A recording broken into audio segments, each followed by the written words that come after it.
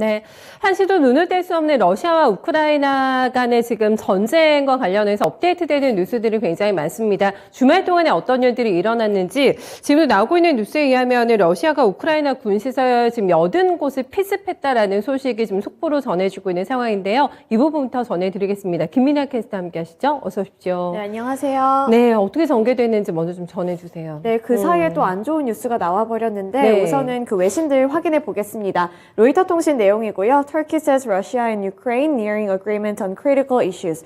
지금 속보가 나오기 전까지만 해도 긍정적인 부분이 다소 있었는데요. 네. 그 부분부터 먼저 짚어보도록 하겠습니다.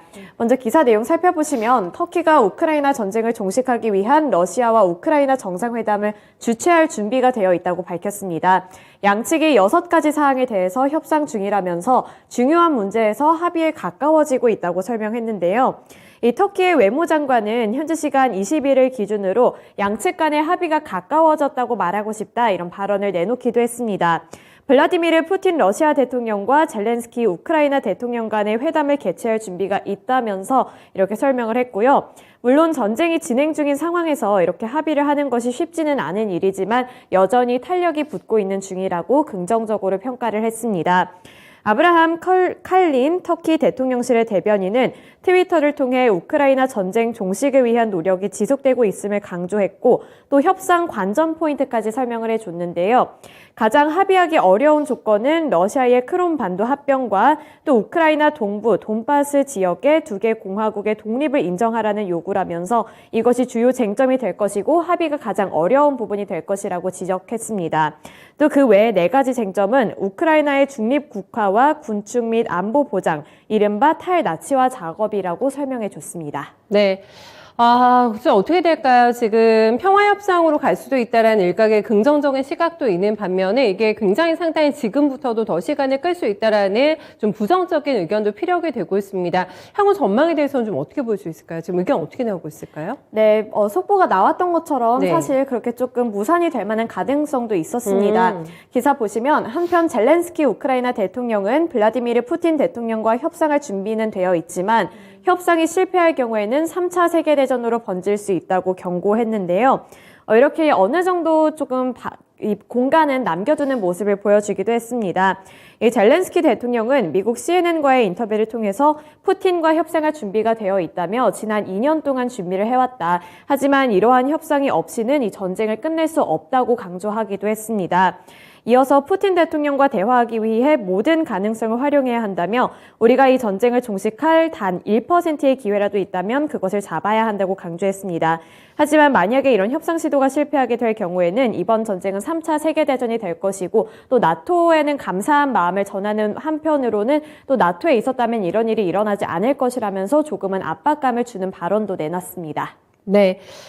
당분간 2주가 고비가 될 것 같다고 합니다. 러시아군이 더 강하게 우크라이나를 밀어붙일 가능성이 있는 시기가 이쯤이라고 하는데 여기에서의 뭔가 평화협상의 가닥을 잡히게 될지 아니면은 정말 어마무시한 또 발언이잖아요. 3차 네. 대전이라는 이 가능성까지도 저희가 생각을 해봐야 되는 건지가 좀 결정이 날 것 같은데요. 좀 긍정적인 시나리오로 귀결이 됐으면 하는 바람 함께 가져보게 됩니다.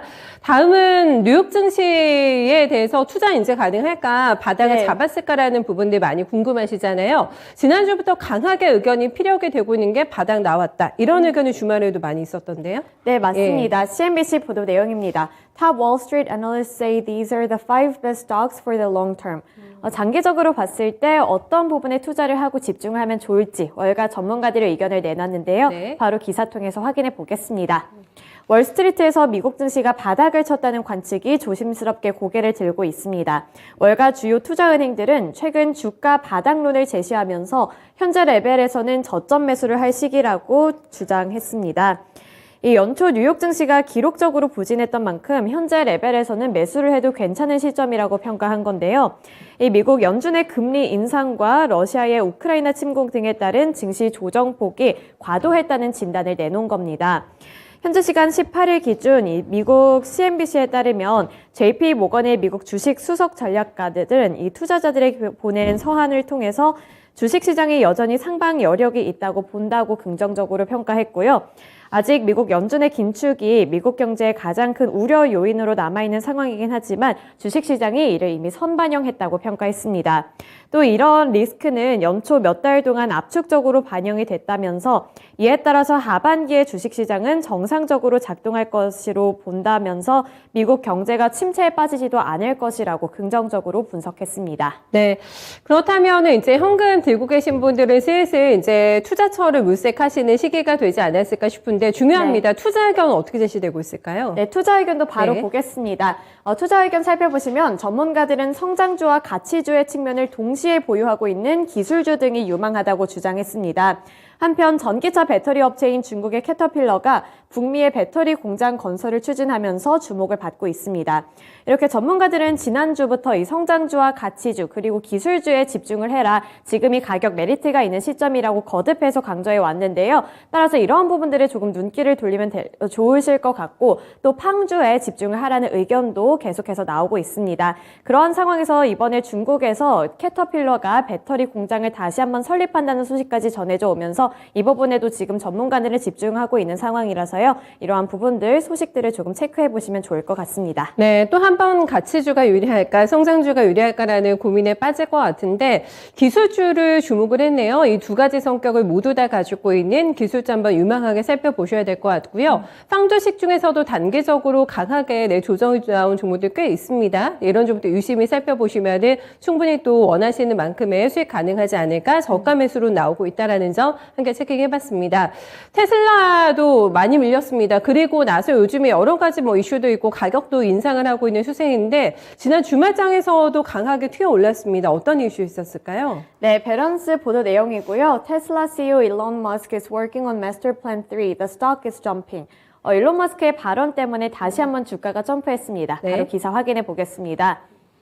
테슬라의 주가가 일론 머스크의 마스터 플랜 파트 3에 대한 기대감을 높이면서 상승했습니다. 테슬라의 주가는 전일 대비 3.88% 오른 905.39달러에서 마감했습니다. 머스크는 이날 자신의 트위터를 통해서 마스터 플랜 파트 3를 작업 중이다라고 밝혀왔습니다. 이 마스터 플랜은 일론 머스크의 장기 계획을 언급한 것으로 2006년도에 파트 1이 공개가 됐고 또 2016년에는 파트 2가 발표됐습니다. 여기에 이어서 이번에 파트 3가 조금 공개되는 듯한 모습을 보여줬고요. 이 파트 1의 경우에는 스포츠카를 넘어서 알맞은 가격의 가족용 차량을 포함해서 다양한 모델을 생산하겠다는 계획을 밝혀왔던 거고요. 이 파트 2 같은 경우에는 에너지 생산 및 저장을 이 비즈니스에 통합을 하고 생산 규모를 확대하겠다는 내용이 포함되어 있습니다. 또 사람이 운전하는 것보다 10배 안전한 자율주행 관련 차를 만드는 것이 파트 2의 목적이었는데요. 이번에 파트 3는 자율주행차 부문에서 추가적인 목표나 더 많은 모델에 대한 내용이 나올 수 있다는 기대감이 반영이 되면서 주가에도 긍정적인 영향을 줬습니다. 네, 테슬라의 위치가 예전보다는 조금 달라진 것 같은 감이 있습니다. 분명히 테슬라에서 내려오기도 했고 다른 경쟁사들이 또 굉장히 공격적으로 좀 시장에 신차를 출시하고 있는 상황이고 테슬라 가격이 계속 올라가고 있는 상황이에요. 그래서 네. 앞으로 좀 테슬라의 전기차 시장 내에서의 어떤 위치를 가져가게 될까 궁금한데 여기에 대한 의견도 좀 있을지 궁금하네요. 네, 말씀하신 것 네. 중에 답이 있었는데요. 네. 네, 기사 보도 내용 보시면 다만 업계 보도에 따르면 올해는 대부분의 자동차 브랜드에서 전기차 신차를 출시할 계획이기 때문에 수입 전기차 시장에서 테슬라의 독주에 지각 변동이 생길지 주목된다고 봤습니다.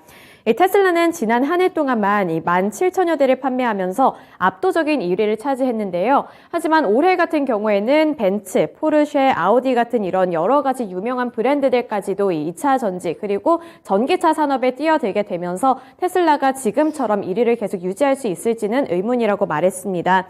또 테슬라가 최근 배터리 성능 논란이나 정비 인프라 미비, 또 가격 인상 등으로 이미지가 훼손된 것도 변수라고 평가를 하면서 앞으로의 이런 전기차 시장의 흐름에 변동이 생길 수 있을 것이라는 여지도 남겨뒀습니다. 네, 마스터 플랜 1은 2006년에 발표가 됐고요. 마스터 플랜 2가 10년 후인 2016년에 나왔습니다. 그리고 나서 기간이 많이 좁혀졌어요. 6년 후인 올해 마스터 플랜에 대해서 공개를 하겠다고 발표를 했는데 구체적인 내용이 중요할 것 같습니다. 여기서 시장에서 기대하는 신차 발표가 많이 나오게 될지 그리고 이제 자율주행이잖아요. 여기서 네. 독보적으로 기술력을 가져가야지만 테슬라가 승산이 있다라는 분석이 많은데요. 지금 바이오젠 쪽에서도 업그레이드된 기술력이 발표가 될지 이 부분 주목하면서 또 들고 계신 분들 함께 뉴스 점검해 보셔야 될 것 같습니다. 여기까지 살펴볼게요. 수고 많으셨습니다.